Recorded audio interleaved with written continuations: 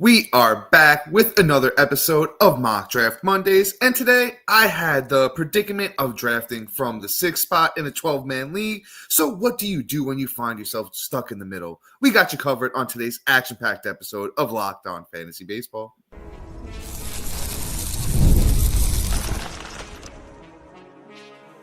You are Locked On Fantasy Baseball, your daily fantasy baseball podcast. Part of the Locked On Podcast Network, your team every day. Hello, fantasy baseball fanatics, and welcome to the Locked On Fantasy Baseball podcast, brought to you by the Locked On Podcast Network, your team every day. As always, we're your number one source of fantasy baseball knowledge, and thank you for making us your first listen each and every day. I'm your host, Dominic Martino. You can find me on Twitter at DomMartinoFB. Here, as always, is my brother, my co-host, my partner in crime, Matthew Ane, and you can find him on Twitter at Matthew_Ane.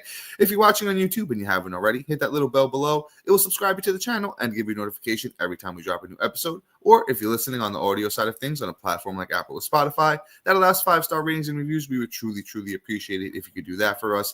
And lastly, but most important to you guys this time of year, it is officially Listener League time, and there is still a chance to earn a spot in that Listener League. And all you have to do is subscribe to us on Subtext and share any of our notifications on Twitter, Instagram, TikTok, wherever we're sharing them. And each one of those shares gets you an entry into our Listener League. And once again, on Subtext, you do not only get the chance to do that, you're getting access to Matt and I's 2025 rankings, sleepers, breakouts, bust, and so much more than we could offer here and these 30-minute episodes. So you're going to want to check that out. Link is in the bio if you're listening, watching, and it's available on any of our social media platforms. And this episode is brought to you by Monarch Money. Take control of your finances with Monarch Money. Use code LOCKEDONMLB at monarchmoney.com for 50% off your first year.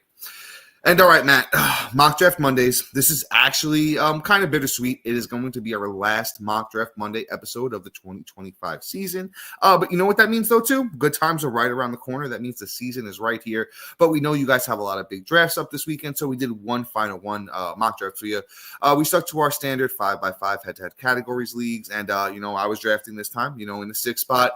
I will preface this at the top. The 6th spot is not easy. Drafting in the middle is tough. You have the most space between your picks at that point.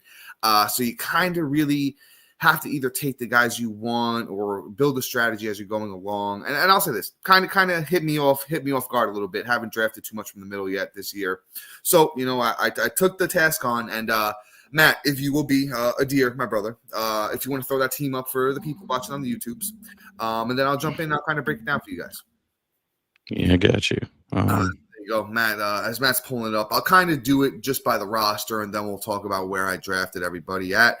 So in the outfield, I wound up with Juan Soto, Teoscar Hernandez, and Dylan Cruz. The infield is looking like Bryce Harper at first, Westberg at second, Nico Horner at short, Austin Riley at third.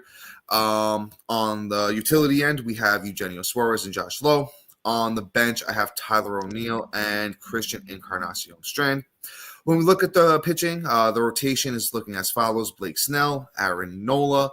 Then I have Tanner Bybee, Spencer Strider, Jack Flaherty, Mackenzie Gore, Jackson Jobe, and Jose Berrios. And then on the closing side of things, I have Johan Duran, Jordan Romano, and I took Jason Foley just to close things out. And I forgot to mention, Austin Wells is catching. Got to get a Yankee in there. Austin Wells is behind the plate. So overall, I'm not thrilled with the team. Like I said, drafting from the middle. Oh, and I think I totally forgot to mention Tyler O'Neill in there. I don't know if I threw his name out there. I think I've missed him on that as well.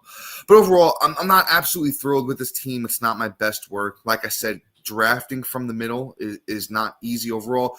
I don't think I lost the draft. I don't think I had the best draft overall, though. I think I landed somewhere in the middle, but I will break down how I drafted, where I took everybody and, where I took them.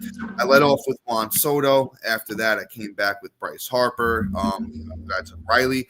I'm not mad. I wasn't mad after my first three. That's kind of the strategy I've been taking when, drafting this year. I really like to go 3 hitters and then come in with my starting pitcher. pitcher. But I feel like this was kind of this way last year too.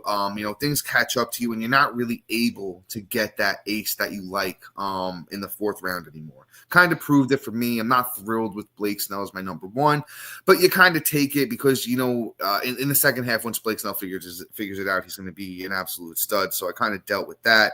I come back after that with Teoscar Hernandez. Love that pick. I have Teoscar ranked as like a top, I think 13 outfielder. I think I have him at exactly like 13, so I'm not mad at him as an outfielder number 2.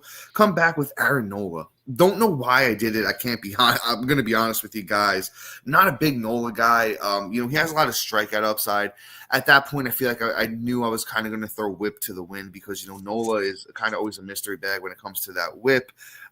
Then I came back with Westberg in the 7th. I still love the hitting. I'm not really mad at my hitting here.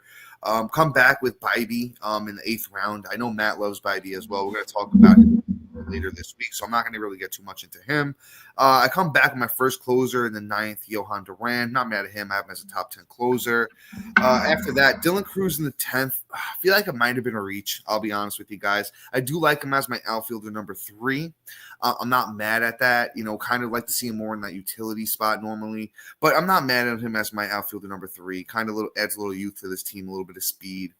11th round, I jump in with Spencer Strider. I'm not as I jump into this team a little bit more. I'll get into him deeper, but I really love the value there. If you guys aren't aware, he's already pitching in spring games. He went 2.2 innings, struck out 6, looked really, really good. He could be back by early April. Could wind up being a steal, especially on a team like this where I could potentially be hurting for a really strong starting pitcher. Adding the Spencer Strider as an SP4, I think really helps out the rotation. I come back in the 12th, Jack Flaherty, SP5. That's great value in a 12-man league. I think Jack Flaherty going back to Detroit, he's going to be just fine there. 13th, come in with Nico Horner, still a little bit banged up, still a little uncertain for opening day, but, add some speed and some batting average to this team. After that, this is kind of where things started to get a little sketchy for me. I do love Eugenio Suarez. I had a great season last year, a lot of power, a lot of RBIs, a lot of runs. Don't know how repeatable it is, but, him there in the 14th round. The 15th, once again, not super in love with this pick here. I take Josh Lowe. Does it give me a little bit more speed, though? I don't know where the batting average lands with a guy like Lowe. Hopefully, he's still got that 20 home run upside in him. After that, move on to my second closer with Jordan Romano. Great value in the 16th. I still feel like he's going way too late. Come back Austin Wells in the 17th. I kind of love him as my catcher. Good value there in the 17th round on Austin Wells. In that New York lineup, a lot of RBIs. I think that power, he hasn't tapped into it yet. I think he's got 25 plus power. So decent there for a catcher, and he shouldn't kill you in batting average. 250 is kind of the expectation. In the 18th, another guy I might get into a little bit more later, but somebody's moving up my draft board. It's Mackenzie Gore, man. Mackenzie Gore getting that opening nod for the Washington Nationals, had a strong year last year, finished really good as well. Could finally be breaking out like we all hoped he would a few years ago. And the thing with Mackenzie Gore is he was the number 1 pitching prospect in all of baseball. And progress isn't always linear. And a guy like Gore is the proof, coming on a little bit later than you would expect, but there's talent there. So I think that's a great pick, honestly, later on. Tyler O'Neill in the 19th, somebody who's been rising up draft boards everywhere, a lot of pop in that Baltimore lineup. They're moving the field ball in a little bit field. So it's going to play up for Tyler O'Neill. 30 bombs and 100 RBIs could be a lock if he could just play 135 plus games. After that, in the 20th, I take Jackson Jobe, who's been pretty good this spring, another good starting pitcher. And honestly, actually, the more I'm reading this off, I kind of like this team. I think I'm talking myself into it, if anything. 21st round CES, great value there. Should see a lot of playing time with Spencer Steer being down. Think he's going to have a lot of pop in that Cincinnati Red lineup. After that, come back in the 22nd with Jason Foley. Closed last year for Detroit. I think he should do the same this year. Good park. Don't think he's going to be great, though. He'll just get the saves there for now. 23rd, Jose Barrios, actually great value. Bless you over there, Matt. Thank you. Sorry. Of course. Jose Barrios in the 23rd, great value. He's just kind of is who he is. He's kind of almost a stability guy. And, he's going to get you 180 innings, have almost a K per 9, mid-3s ERA, decent whip. He's solid. And that was actually my last pick. So that kind of wraps up the team. Actually, after reading it off, I like it a little bit more than, when I first was looking at it. The hitting, kind of a little questionable in certain areas, might be hurting a little bit in speed. Not necessarily in love with my utilities, but you know what? If O'Neill and CES can be all right, and if one of the two of Suarez and Lowe can be okay, I think I'm actually all right there. And the rotation, I honestly think Strider could be the saving grace here. If Strider comes back and is who he is, I think the combo of him, Nola, and Bybee could be really well. And Flaherty should be slept on. Gore's got a lot of upside. Closers, I'm okay there. You could always pick up one off the wire or, adjust from there. But overall, not as mad at the team as I first thought I was. I think it's like a B- kind of team, maybe a B. That's what I'm going to give it. But before Matt jumps in and, gives his analysis, I'll put it nicely like that, we will take a quick break, so make sure you stay locked on with us.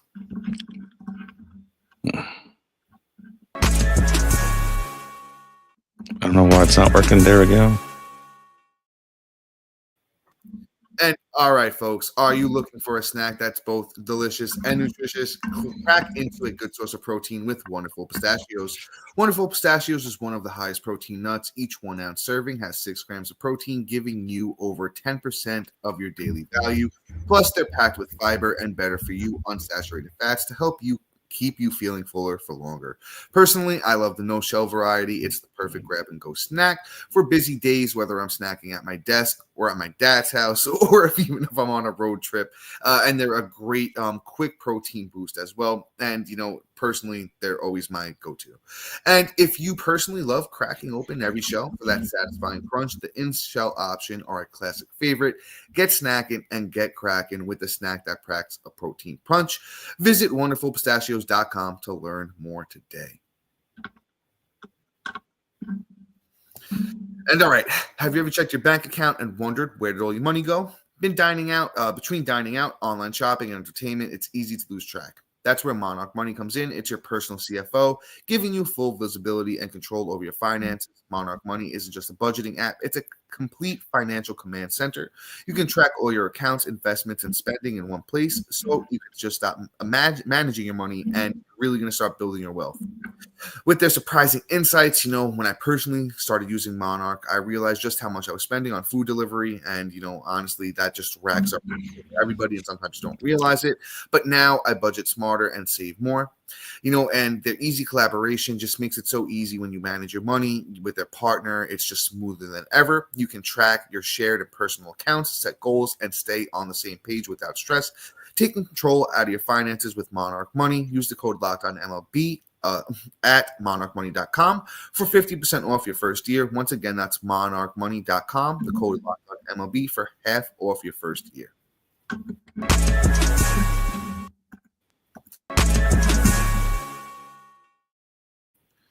And all right, Matt, I don't know if I've talked you into the team at all. Talked myself into a little bit more. I didn't. It's not as bad as I originally thought it was.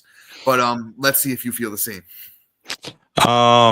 So first off, before I get into it, a little teaser. Sorry. I have to announce some good news before I rip apart my friend Dom. And listener league positions. I'm giving away 5 right now. Peter M, you'll be getting an email. Kevin O, Andrew D, Christian Duh, and then C, and Jacob J. You guys are all going to be getting hit up in the next 24 to 48 hours for a listener league spot. We will be announcing the last half of this on Monday, and then we'll be drafting next Wednesday. So we'll get rocking and rolling and get this started. But now let me talk about Dom's team. So you get a flat out F as in fart. I'm kidding. That's how I taught my kid how to remember F.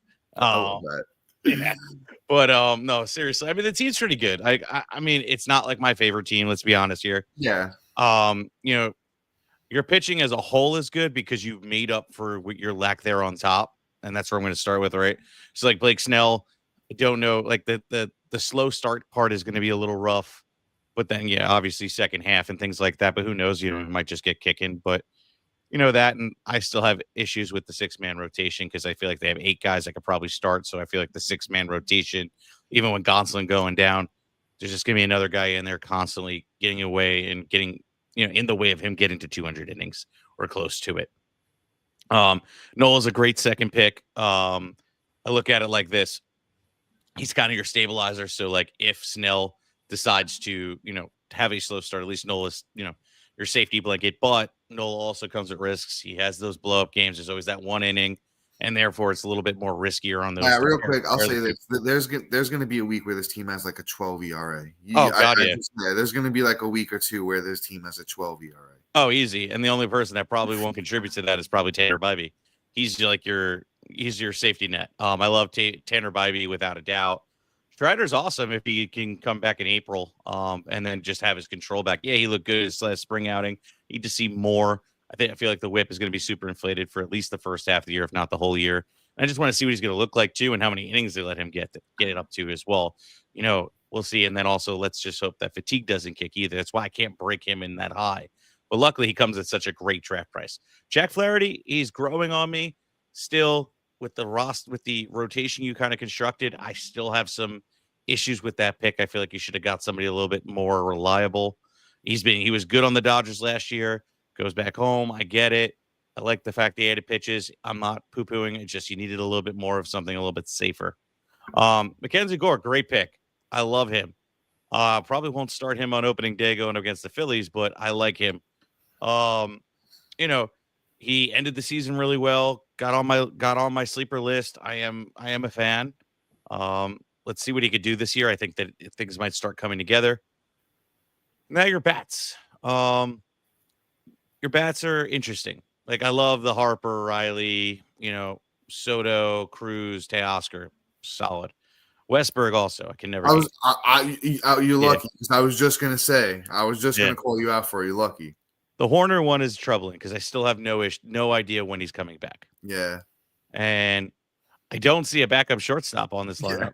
Yeah. I don't think I did draft a backup shortstop. So that is something else. Like a Zach Neto would have been really nice. But then again, he's hurt, so then you're really screwed. I don't know. That is where your shortstop is your biggest gaping hole, period. You don't want to go into this season with no shortstop essentially. Yeah, throw him on the IL, pick someone else up. But I love the fact you went Soto at that spot. Like there was other options. Don't get me wrong. Like I looked. Where did that go? I think Tucker was out there. Yeah, I think I would have went Tucker over him in all honesty because of the 5 cat contribution, right? Like Tucker was on an MVP kind of pace last year before the injury, and even when he came back, he was absolutely stellar. Soto was great last year. Don't get me wrong, but now he got paid. He's also in a bigger park. I want to see what he does. He breaks the rule of new year, new team. He's still going to be incredible. Do not get me wrong, but just preference of getting the 5 cats, especially with this team.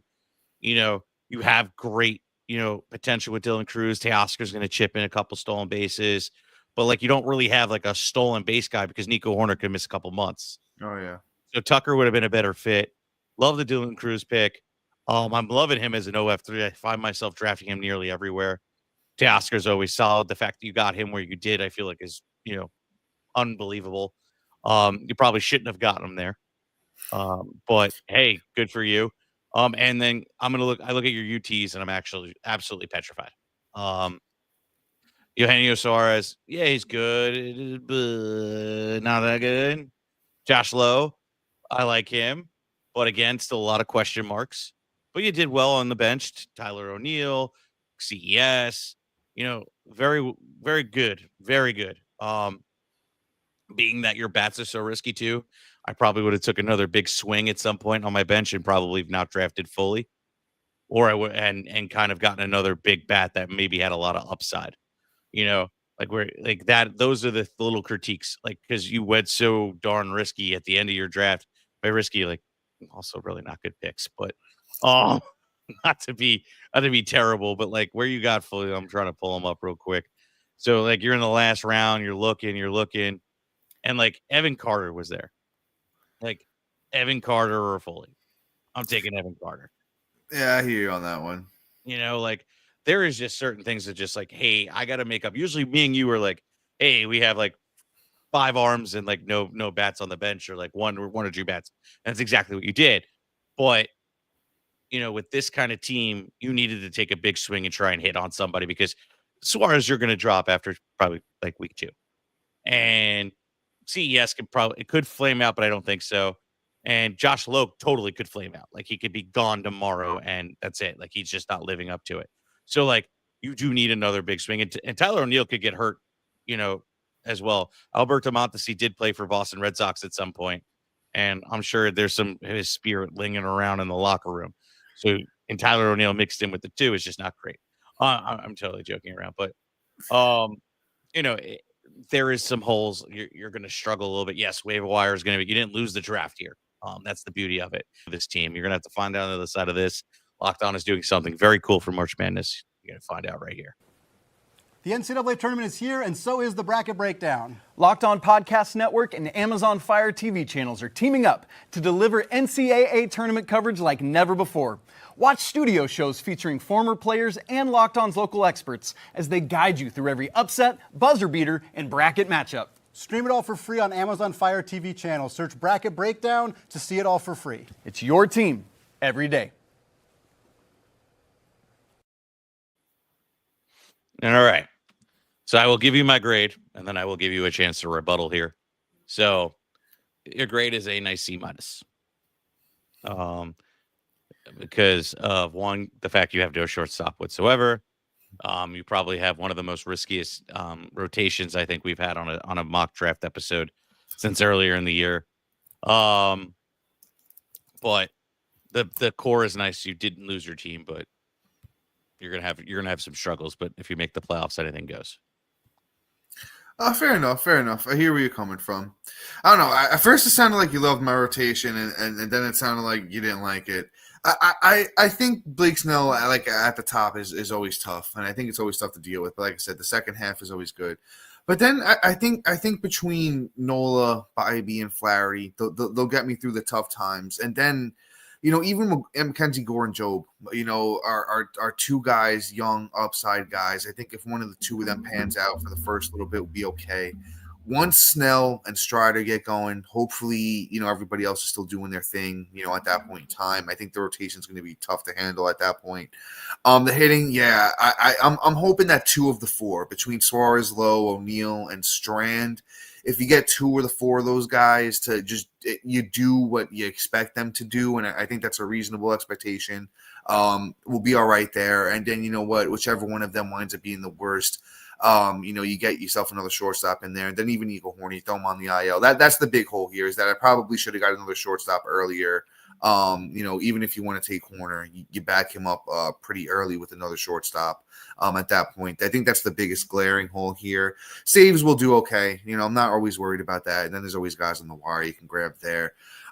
Speed, a little bit light on the speed, but otherwise it's not really going to be a hitting category that we're weak in. We're going to be finding runs, homers, RBIs, and we should be pretty decent in batting average too. There's not really, any of the major guys that are starting. That's a huge glaring hole. So I think this team's okay. Like I said, I probably somewhere between a B and a B minus. Probably if you had to give it a number grade, give it like a 77 out of 100. Like I said, I don't lose the draft with this team. I don't win it either. But the big thing is Matt and I are very, very good at what we do. We're good at managing the waiver wire, and that's why you give us the chance on subtext and stuff like that, where we help you guys win your leagues. Like we do over here.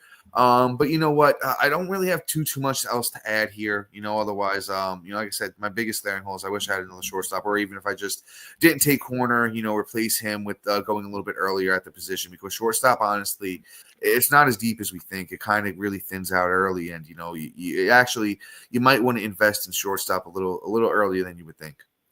Well, that's kind of been the key to a lot of our drafts, is you got to get in early. Like even second base, you look at things that have kind of gone wrong when you miss out on those guys nice and early, and then things kind of go awry.